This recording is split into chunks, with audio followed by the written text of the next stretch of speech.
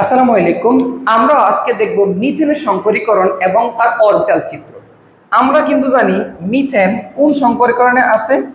আমরা জানি মিথেন, আচ্ছা একটু চেঞ্জ করি, আচ্ছা এটা হ্যাঁ, আমরা জানি মিথেন আছে sp3 সংকরীকরণে। তাহলে তার একটা এস এর সাথে তিনটা পি মিশ্রিত হয়ে চারটা সমশক্তি সম্পন্ন অরবিটাল সৃষ্টি হবে। এবং আমরা জানি এর আকৃতিটা হয় এরকম, আমরা বইয়ে এভাবে আঁকি, আমরা বইয়ে দেখি এভাবে, খাতায় এভাবে আঁকি। এবং আমরা দেখি এর বন্ধন কোণের মানে 109.5 ডিগ্রি অথবা 109.28 ডিগ্রি। এভাবে আমরা দেখি। আর এর আকৃতি হয় চতুস্তলকীয়, চতুস্তলকীয়।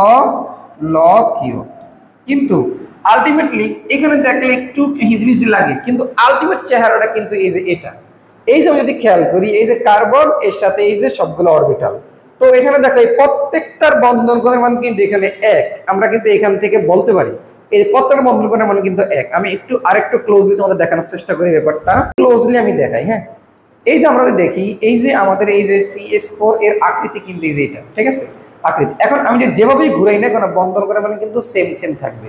কি থাকবে? সেম থাকবে। এই যে বন্ধন কোণ, এই যে বন্ধন কোণ, এই যে এটার সাথে এটার বন্ধন কোণ কত ডিগ্রি? 109.5 ডিগ্রি।